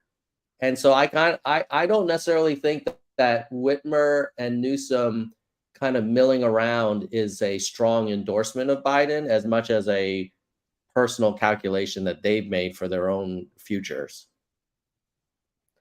Yeah, I think starting with your first point on Dean kind of being a strong candidate, um, the first thing is, and I know he says it a lot, he flipped a seat from red to blue, and why that is technically 100% accurate. That seat, that district, it went entirely blue. It wasn't like he was the only Democrat that started winning in 2018. I mean, A.B. Klobuchar, if you look at the votes in his own district, actually outperformed Dean in 2018 in his own district. If you look at those votes, in 2020, Biden outperformed Dean in his own district. So I think this was more of a scenario where that district itself was moving from red to blue, and Dean Phillips just happened to be riding on that train. And again, you see that in the numbers with him underperforming Klobuchar, underperforming Biden. If he had been outperforming those dramatically, then I think that would be a more interesting case, like a Gretchen Whitmer, who is consistently outperforming Biden in Michigan, as an example. And even the Democratic primary in 2018, the guy that Dean Phillips went up against was a nobody, right? It wasn't a tough primary for him in 2018. So I don't think it's fair to say that Dean is kind of a battle-tested politician that is capable of outperforming a Biden. I think that's still a guess. It could be true. I'm not saying it's not true, but I think you have to kind of believe in that more than assess that based off how he's actually performed. Um, the I think that was probably my big takeaway on all of that. I think on whether or not Newsom and Buttigieg and Bernie and all these other candidates are making a political calculation versus what they think is best for the country and what's going to be best. I think that's hard to either way. I lean the other direction, but who knows? I'm not. Newsom is an impressive speaker, but I don't trust him. I don't want him to be the leader of the Democratic Party next, for various reasons. I'd probably prefer it to be a Pete Buttigieg. I'd probably prefer it to be a Gretchen Whitmer. I'm an AOC fan as well, but I think that's a tough one to say. I'm not sure. Frankly, just speaking personally, I haven't been blown away when I listened to Dean Phillips talk. I wasn't really impressed with him in the Twitter Spaces. I'm not impressed by his background. I mean, at the end of the day, I thought it was kind of funny how often they called him an entrepreneur. I mean, let's be honest. He worked at his family business, and I'm not saying that that's bad. I'm not saying that doesn't mean he didn't perform well. But the way it was described on that Twitter Spaces was he's some risk-taking entrepreneur that built these businesses from scratch. I think maybe it's true, and maybe there's more behind the scenes that he did there. But I look at it and say he worked at his family business. He became CEO. He then became chairman of one of his family business's corporate investments. Like that to me is not enough to tell me that he is some badass businessman that's capable of coming into the federal government and running it perfectly. Now, again, he might be that, but I'm just saying that I need more evidence. I try to look this up. I try to get a sense for how the company performed historically at when he was, in the leadership reins. And it's really hard to find that data. Unfortunately, it's all private companies, so it's hard to say. But oftentimes I think we throw around this great businessman belief all the time. Like Vivek is an example. Everyone talks about him as this great business success story. And you look at the public healthcare company that he created, and they raised $5 billion of capital, and their cumulative net operating losses are $2 billion. So he raised $5 billion. He's lit $2 billion of money on fire. He made a ton of money in the process, of course. But in general, I think that when we see a lot of these successful business people, we don't evaluate them as aggressively as we should.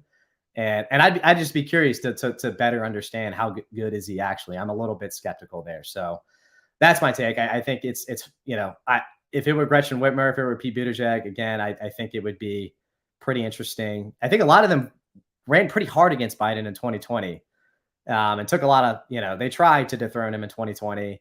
And I don't know. I mean, part of me thinks that if they really wanted to, they would have had a pretty good shot, right? I mean, if you're saying Dean Phillips has a shot, if you think he's got a shot at beating Biden in the primaries, what does that mean for Gavin Newsom?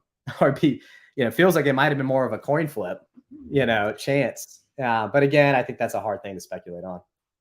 I agree with you that they would have had a shot. I think they would have had a better shot than Phillips, given their name recognition. I just think they made the calculation that it's better for them to go in 28, because the downside of losing in 24 is you're pretty much done. And it is an incumbent president, and the party will turn on you. I think. I think we're seeing a little bit of that with Phillips. So here's the question: if Dean leaves the party and joins the Forward Party in 6 months, would you look back and say that maybe how would that make you think about what his intentions actually were when he decided to do this in October? Right? If he announces he's exiting the Democratic Party, he's moving to the Forward Party, he's joining forces with Andrew. Would you look back at that and say, well, maybe that's a priori evidence that he kind of just wanted to become more of a nationally relevant figure faster? And this was the quick, because I look at that and say, who's more likely to be making a political about me calculation here? I think it's hard to say definitively 100% on either side, looking at Dean, looking at all these Democratic candidates that didn't try to primary Biden. But I tend to feel like it's more likely that Dean is the one doing it than them. So what's your response to that? I think if I've thought about this, and I think the Democratic Party is misplaying this hand, because I think if they had allowed the primary to be competitive and just let the man run. Don't keep screaming at him to drop out, and have some debates. And I know historically you don't have the incumbent do debates, but this is America. Like, we should have a democracy. Like, why should someone inherit a second term? Like, you should fight for it. Then I don't think there would have been any rationale.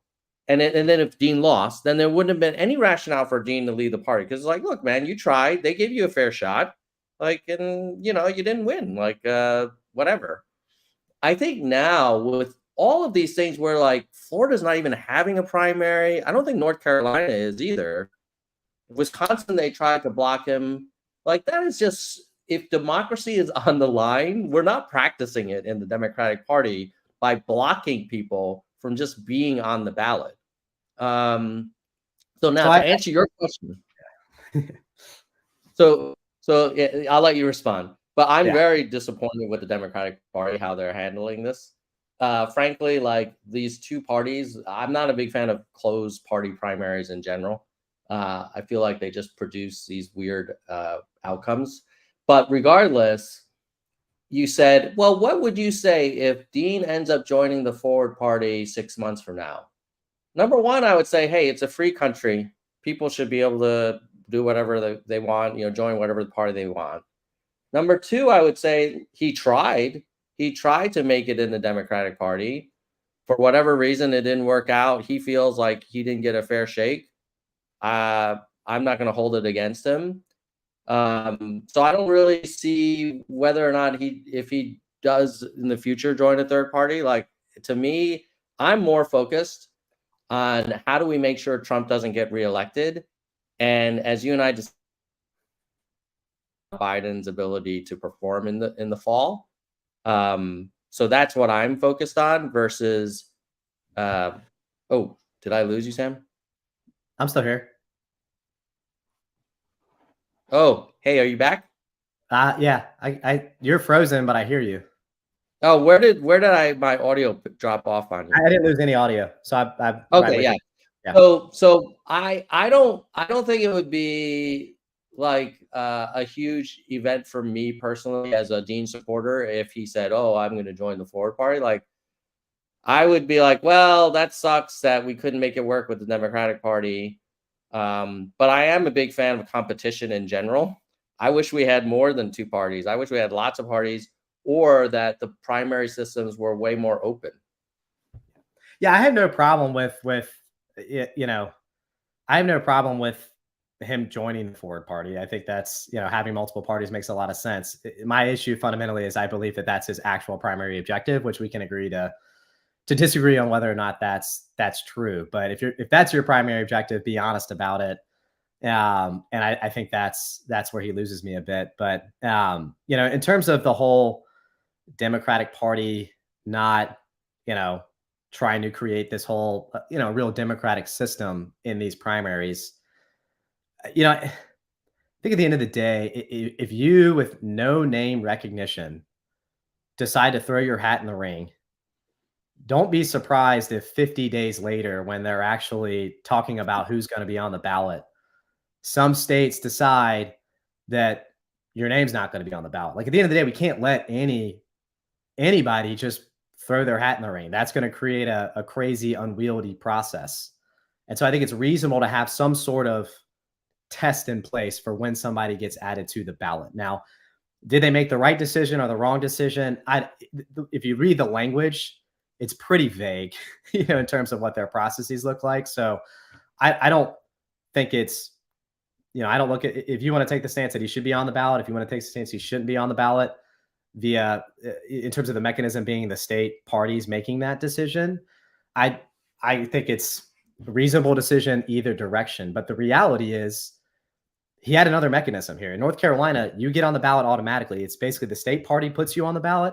If the state party is not following the interest of their voters, the workaround there is to get 10,000 registered voters in North Carolina out of 2.4 million registered voters to sign a petition. And he couldn't do that. So he had an opportunity to. So I think when I hear Dean kind of acting like the Democratic Party is being so nefarious, and they're doing everything to prevent democracy from playing out, and they're doing it because they're scared to have Biden compete, versus the other reality. He just threw his hat in the ring 50 days ago. Nobody in the state knows who he is. He's never been to the state, and none of the registered voters care. Like that to me seems to be a more likely reality. Again, I'd probably just say put him on the ballot, whatever. It's not worth the fight. It's not worth creating the appearance that that's what you're doing. But I think this idea that it's the way in which he's attacking the Democrat, I think it all leads to this idea that he's trying to eventually leave the Democratic Party. He's already made that decision. He wants to join the Ford Party. I think it's, again, you can't just announce 50 days before they're making these decisions, have no on the ground presence in these states, not even attempt to collect signatures, and then be surprised when a handful of them don't put you on the ballot when their process for putting people on the ballot is pretty vague and controlled by a handful of people. I think that was, I don't think this idea that Democrats are really being nefarious here is accurate. I think it's just, who is this guy? Like if it were, Gretchen, again, somebody with 3x the name recognition in these states, that'd be one thing. But he can get signatures, and he's not really trying to do it. And I just think that, to me, is kind of like, if he had been campaigning for a year, he really just became nationally known kind of just in the last month, right? It wasn't like in October and November he was getting the type of attention that he's getting now. So a lot of these decisions happened before, a lot of these balloting decisions were made in early January and late December, when I didn't even know who Dean Phillips was. And I'm pretty plugged in politically. Yeah, my view is, when in doubt, like, err on the side of inclusiveness and more competition. So I realize, like, well, that means there's going to be a bunch of more names on the ballot. Like, when I vote, like, there's always names I don't recognize that are on the ballot, and I'm fine with it. Yeah, I think it's fine. And I would have erred on that side as well. My issue is I think it's more of just like, it's kind of a silly process. It's got a few people making the decisions. It's very vague. They shouldn't have done it, but I think it's characterizing the Democratic Party as a whole as trying to prevent democracy the way in which he's doing it. I think it's aggressive spin. I think it's an attack that's going to harm Joe Biden's chances in the general election in November. I think it's unwarranted. He could just say, look, like, I was here late. I get it. But now I'm nationally known. He's now going through all the right mechanisms. He could have gotten the signatures. And I don't hear anyone ever saying why he didn't get the signatures. Like, there's another process in place that exists to prevent these state parties from making a decision that actually harms voters in their state. And it's formulaic. There's no interpretation there. And Dean really just wasn't able to do that, because in North Carolina, just like in South Carolina, I bet he'd get 1,000 or 2,000 people. Yeah, so I think when we do the retrospective on let's call it the fourth quarter of 2023, I think we're going to come up with two key factors that makes this campaign and this whole primary really tough. And that's time and money. Most campaigns start a lot earlier, and to get 10,000 signatures, like, that requires either a lot of time, or you got to pay firms to canvass people and put a field organization together in a few weeks. And I think everybody would agree, including the Dean team, that, my God, like, starting a campaign October 27th for president is, like, kind of nuts. But I also feel like he had no choice.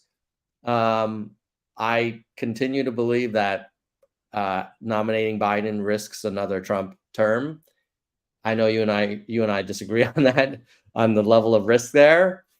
And I hear you that your earlier point that, hey, maybe he's trying to kind of improve his national kind of brand, so that he can have a bigger launch into a third party.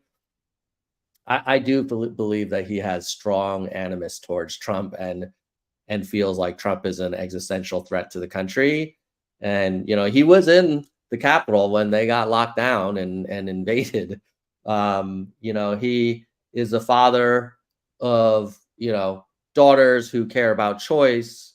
He's a father of a gay daughter. Like he is not some kind of right wing, crazy Nazi type. I mean, um, I think he's a good man, but there's some gray area around, like, well, nobody is motivated by one thing entirely. So there's some complexity there. Sam, I do want to hit some audience questions before we let Yeah. you go. You down with that? Some quick kind of let's see. Jonathan says, I would ask Sam, of the 350 million people, why should Biden be our best option? What's your answer to that? Yeah, I mean, I think he's the best chance we have to beat Trump. He's already shown that he can be a very good president. Biden gets things done. He's been the most productive member of Congress for decades. He just had one of the most productive first terms by a president in modern history, passing things that, irrespective of my personal opinion, your personal opinion, it's things that the vast majority of Americans want. Infrastructure bill, clean energy investment programs, the Semiconductor Act, the child tax credits, the business tax credits. I mean, generally speaking, he's passing things that the vast majority of Americans want. Like I said already, he's battle tested. He is tough as nails. He can win tough elections. And again, if you look at all this polling data that the Dean team is citing, it's not showing that Biden has no chance of winning. It's just showing that Trump has a high floor because of the cult-like mentality of his voters. But high floor and low ceiling is what this is going to look like. He's got 44, 45% support. The people who are undecided, the I don't knows, they're not going to vote for Trump, given where the economy is going, given all these legislative successes that Joe Biden has. I think, again, a lot of people want to make everything about, how good of a debater he is. Is he intellectual enough? To me, what matters is this somebody that I trust, that he cares to actually do a good job and has the mental and emotional fortitude to make it happen. And Biden is that person. He, like I said earlier, he's not afraid to be a punching bag to the left or to the right. He doesn't need credit for shit. And that's why he gets things passed. Like we just had, I've talked about the child tax credit and the business tax credit bill a lot, just for people to understand this. We had 150 Democrats and 150 Republicans vote together on a bill. It's going to lift millions of children out of poverty. It's going to cut business taxes predominantly for small businesses, and it's doing it in a revenue neutral way. And very few people have heard about it because Biden doesn't feel the need to campaign and get credit for it. He's just trying to get things done for the American people. And I think it's disappointing to see so many Americans not get, inspired by that, not admire him for that. Instead, just fall back on this kind of lazy argument of, oh, he's old. Or remember that one clip where he looked like he was old and he slipped up and said the wrong thing. I think it's really concerning to me to see people not give him substantial appreciation for what he's accomplished, for what he's done. He beat Donald Trump. Hillary Clinton couldn't do it. And I don't think anyone else in that 2020 primary was going to do it either. And I think when he does it again in 2024, I better hear a lot of the Biden haters say, sorry, we were wrong, and give him the credit that he is owed. But, I think that's where my head's at. All right, let me give my thoughts and then we'll go to the next question. So if with the exception of border and Middle East, I like a lot of Biden policies. So, and I do give him credit for IRA was a huge deal for the climate too. I like the CHIPS Act. I like child tax credits. Like I think he did a lot of great things. I will say. And it got passed because he was wanting to call it the Inflation Reduction Act. He didn't make it about clean energy. He didn't want to get credit for that. Okay. Yeah. No, kudos, man. I think if he said, hey, look, I'm going to pass the torch, I'm not going to run for re-election, I would say, wow, that was one of the most impactful presidencies I've seen. For me, I am very much also optimizing for beating Trump. And, despite all of those policy accomplishments, one of the capabilities that I think we would want to see is the ability to communicate and sell in November. And yeah, he is humble. He doesn't want to put his name on everything, but he needs to, the whole Bidenomics thing. I don't think it's working. I don't think people are moved by that. I know they've tried and they've spent, 15 million bucks in ad campaigns promoting it, but I don't think it's landing. The one thing I will say in defense of Biden, to Jonathan's question, is like this system is not set up to pick the best of the 350 million people to be president, sadly. Like the system rewards name recognition, resources, relationship within a two-party system. Like, so I don't think we have to, with the exception of Obama, like very few, and maybe Clinton, very few other presidents are that amazing. So I will quote Biden, like, we can't compare him to the almighty. We have to compare him to the alternative. I would apply that in the primary as well, but we're not going to go back into the Dean versus Biden debate. But let's move on to the next question. And thanks for the question, Jonathan. Okay, Vaughn, is Sam looking at elections as a winning strategy or picking the right guy for the job? Oh, this is an interesting one. I think you're doing the latter. I think you're optimizing for the latter, which I respect. I disagree. I think I'm doing both. I think, in terms of a winning strategy, I've already kind of explained why I think the analysis from the Dean team on what the polls are saying is inaccurate. And I don't hear any pushback from that, from not just from you, but I haven't heard any pushback from the Dean team on this. At the end of the day, Trump was always going to be ahead in these early polls because of the cult-like mentality of his voters. They are with him through and through, no matter what day of the week it is, no matter what time of the day it is, no matter if it's election season or not an election season. And I think that's what you're seeing here. Again, the pollsters, the expert pollsters are not looking at these polls and saying Donald Trump has a 95% chance of winning. So I think it's a little bit strange to see Dean Phillips and Andrew Yang acting like that's what these polls are saying. Yeah, you have to believe fundamentally that all of these people that aren't supporting Trump today are going to support him come November. And I think the historical data on that shows that that's not the case, that Trump has a high floor and a low ceiling. So again, I think he has a good absolute chance of beating Trump in November. And I think he's got a materially better chance than Dean Phillips. Picking the right guy for the job. Yeah. I mean, I also think he can get the job done. I think part of the reason why he can win is because he was the right guy for the job. He has accomplished a lot, like I've already said, in the last 4 years, and he's going to be able to point to that. At the end of the day, like he's building up a war chest, and he's going to be able to remind people every single day for the next 9 to 10 months, everything that he's gotten accomplished, and also everything that Trump's been doing, these last couple of years. So I think it's both at the end of the day. But I will say the only disclaimer there is I do think that we need somebody. The second term is the bridge for me. Like, I think there's somebody, whoever I want in 2028, I want to be somebody who is more progressive than Joe Biden.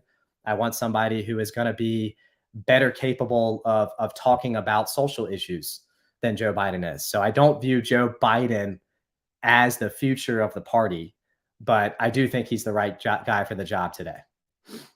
I'll just quickly add, because I know we want to get through the other questions. But one thing that I will say, Sam, about the polling is we agree that Trump has a very high floor and his people will turn out for him in November.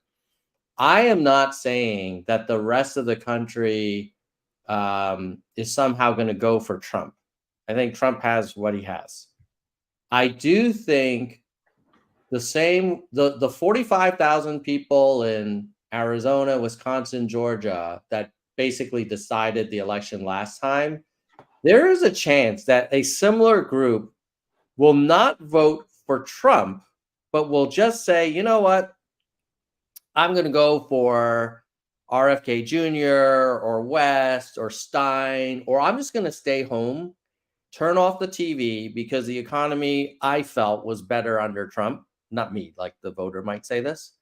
And so I think that's the risk. It's not that, oh, Biden's so bad that people are going to vote for Trump. I just don't know if he's going to get the turnout that he's going to need to do to get young Democratic voters, Black voters, Black male voters, Hispanics, independents.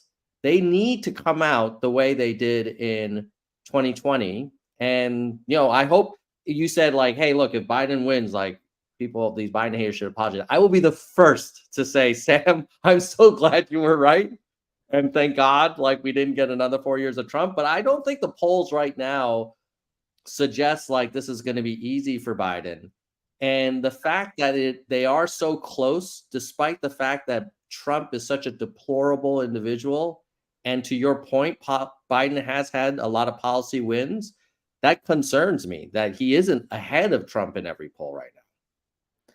And I think that speaks to that high floor. It's just going to be hard to beat him no matter how good of a candidate you have running against him. It's going to be a close race no matter what. I, again, just think that Biden is the one that's got the materially better chance. People were talking about, being concerned about turnout in 2022, 2022, not 2022 midterms. Yeah. But, at the end of the day, Biden got more votes than anyone in U.S. history. And he got more Black Americans to vote for him than any president in U.S. history. That's how he flipped Georgia. That's how he flipped Michigan. That's how he flipped Pennsylvania. So I think, and again, Dean got 2,000 people to vote for him yesterday.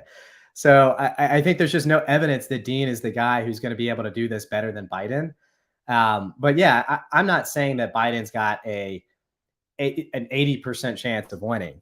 I think fundamentally, or not, whatever the number, whatever, like, I don't think it's a clear, easy victory. I think there is no clear, easy way to beat Donald Trump. I think he's got a better chance than anyone else that I see out there. And I think on an absolute basis, he still has a really good chance. So I think I'm just really criticizing the idea that the alarm bells need to be ringing, because if you listen to what Dean and what Andrew are saying on Twitter, they are quite clearly saying that he's got no chance of winning. And that is the theme of what they're saying. And that is just factually incorrect. Based off what their own polls that they are citing, given everything that we've already described. And again, like I said, expert pollsters are coming out and saying this. And we've seen that in the last week. I mean, even there was a Quinnipiac poll that came out, I'm sure you saw it, where we started to see a little bit of that dynamic, where a lot of those undecideds, I don't knows, came down, and Trump stayed at 44 and Biden went up to 50. And I didn't hear anyone talk about this. And I don't think that's reflective of where things are today. It was just one poll. But again, I think I feel pretty good that Biden has a better pulse on these undecideds, on what these independents, what these Democrats, what these undecided Republicans are going to end up doing. I mean, Republicans won the turnout in the 2022 midterms, right? But yet enough of them decided to vote against Trump that a lot of Trump candidates ended up winning. So the Democrats had a turnout problem in 2022. That happened, and yet they still were able to flip the Senate blue.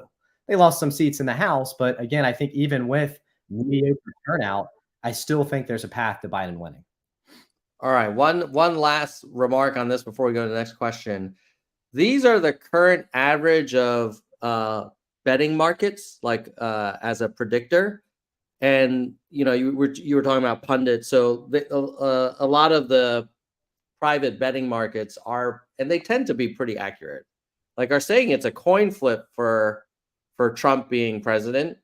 And right now 30% you get paid 3 to 1 or 2 to 1 if you were to bet on Biden. So you're right that I don't think it's a Biden will for sure lose.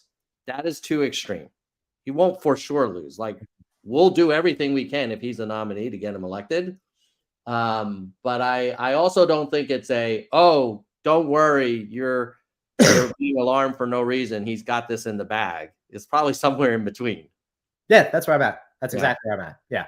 All right, let's go on to the next question. What do you think about RFK Jr.? And I've heard what Joe Manchin being talked about as well. Third party stuff.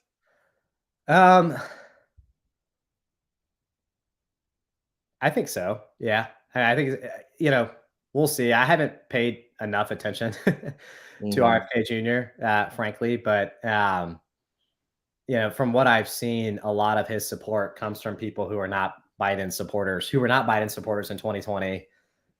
It seems more likely to be people who didn't vote in 2020, who voted for somebody else not named Biden or Trump, or voted for Trump. So we'll see how that shakes out. The Joe Manchin thing, I would be surprised if he runs. But in terms of RFK Jr., I think it would probably be. I'm not sure it's going to have a major. I mean, the one thing is all these third-party candidates, and we've seen this historically. When you look at the polls and survey data and approval ratings, it almost never translates to actual meaningful votes come election day. So I think a lot of the stuff you're seeing in terms of RFK Jr.'s numbers, I think most people will tell you that's not predictive of how they're actually going to perform on election day. I think that's just an issue with polls here. So I think I suspect if RFK runs, he's going to get very little vote, and I don't think it's probably enough in either direction to benefit materially Trump or Biden. Yeah, the polls I've seen that show RFK supporters like second choice suggests that he's drawing from both parties almost evenly. It's quite interesting. So I don't think RFK necessarily hands the election to Biden nor Trump. Yeah. I will say in general, my view on third parties, I'd be curious to get yours, and we'll just take one or two and then wrap up, Sam, is I think the risk of third parties is Trump's support is so solid, he will lose almost none to third parties, but Biden has more risk around the edges of people doing protest votes. And that could be the difference. Like, these elections are decided by tens of thousands of votes in like 2 or 3 states every time.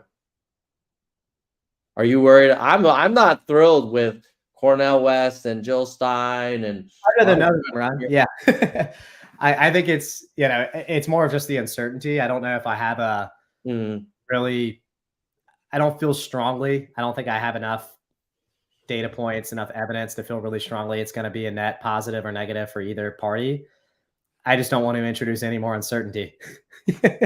Last question, and then we'll wrap up, Sam. Oh, this is an interesting one. On a scale of 1 to 10, how shocked would you be if Trump wins in November? You go first.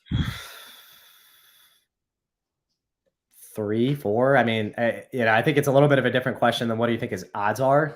Mm-hmm. I think mentally I'm totally prepared for him to win in 2024 because it is a realistic probability. So if I say 2 or 3, it's not because I think there's a 70, 80% chance of him winning. It's more of just, prepare for the worst, hope for the best type of situation. I wasn't shocked when he won in 2016, frankly. So certainly won't be shocked if he wins in 2024. And that's going to be a very scary moment, but yeah. Oh my God. Yeah, I would not be shocked at all. I think I would be, if we wake up in November of 24 and Trump is announced president elect, I think from a shock perspective, I might be like a 2 or 3. I would have been like, this is exactly what I didn't want to happen.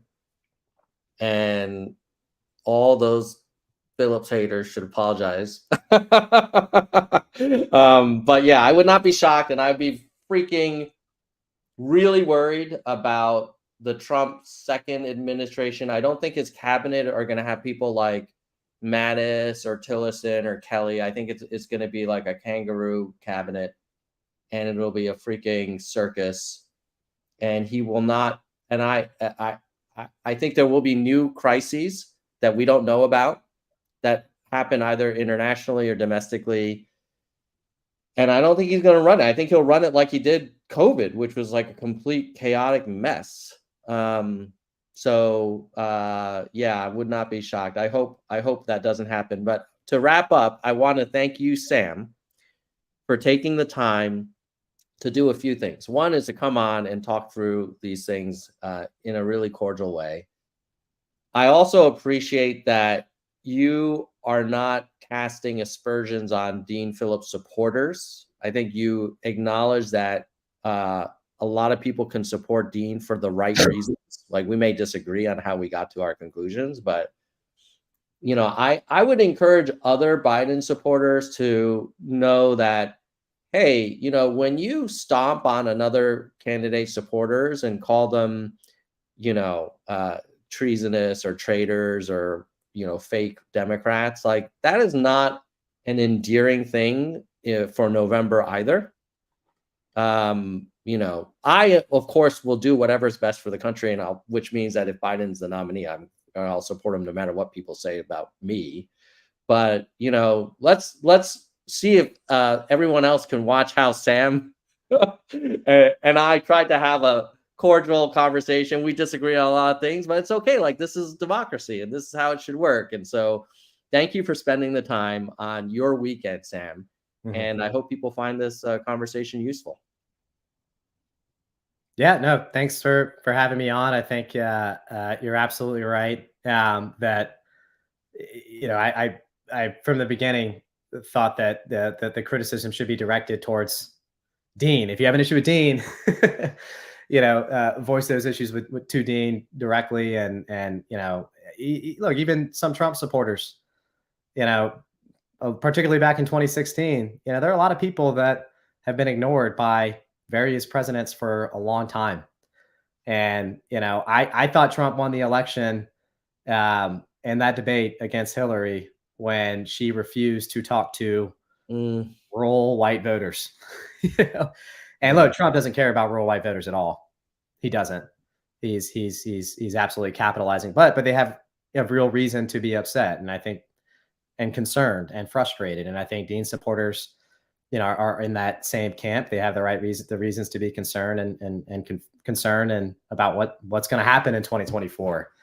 Like I said, I think Biden has done a great job. I think he is.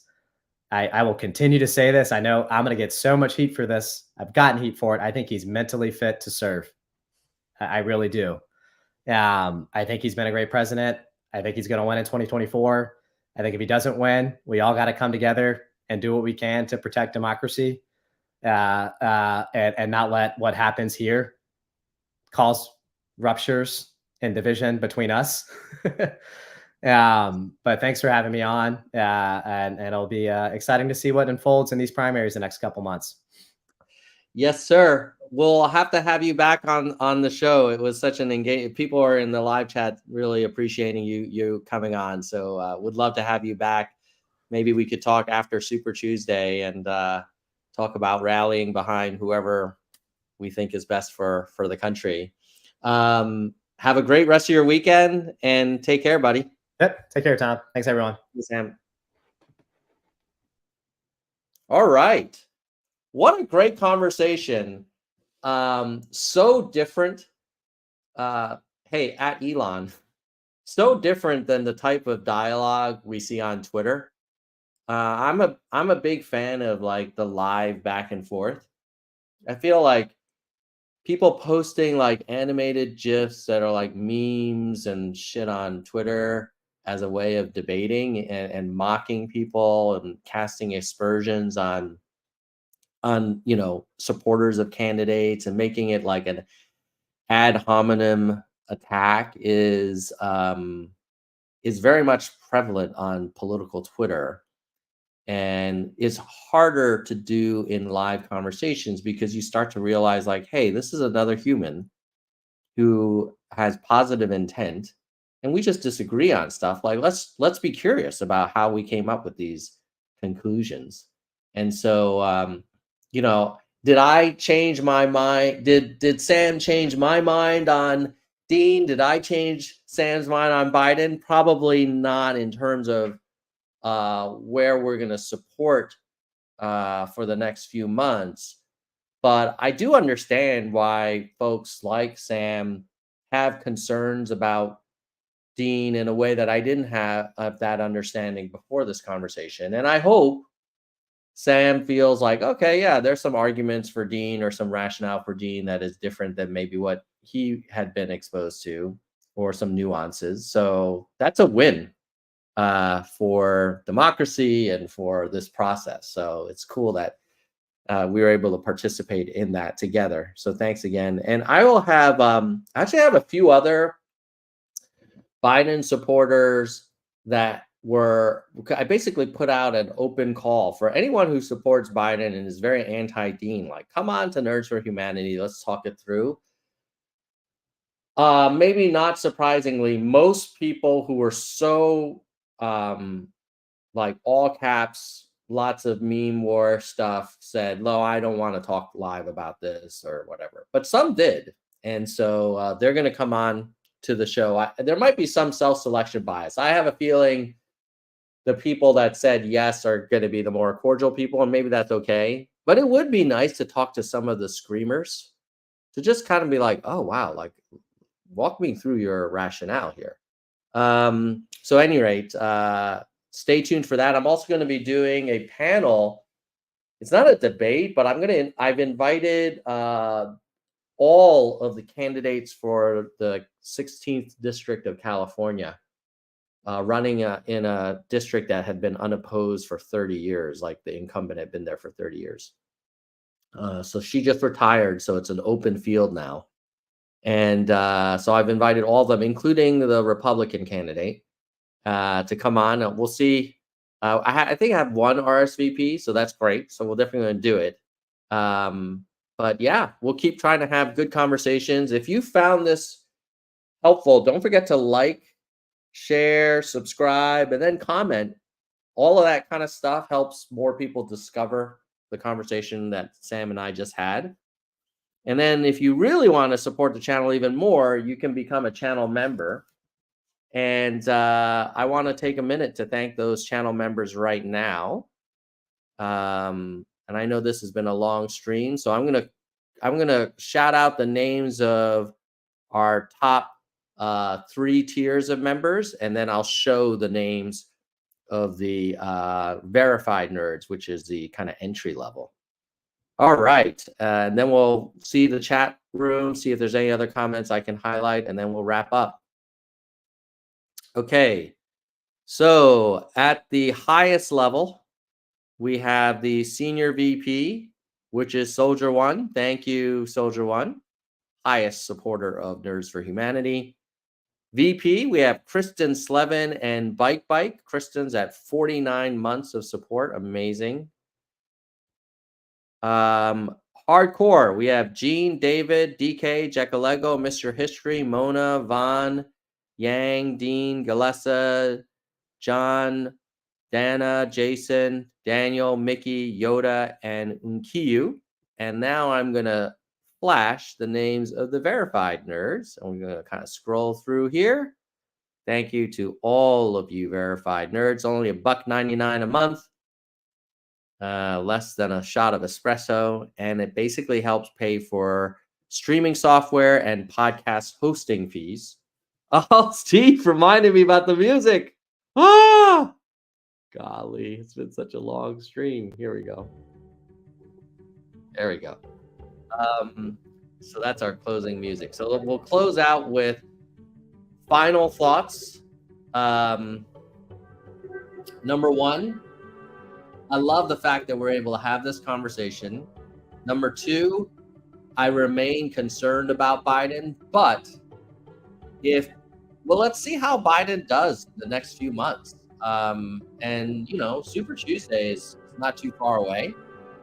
And if he is able to make his case and, 90% of the party is like so enthusiastic about him, like, then you're going to have to get into a new mode where you say, like, at least for me as a Dean supporter, I'll have to say, like, okay, what's better for opposing Trump? Continuing to support a challenger to Biden inside the party, or helping make the case for Biden. I think there is a scenario where things get really bad for Biden.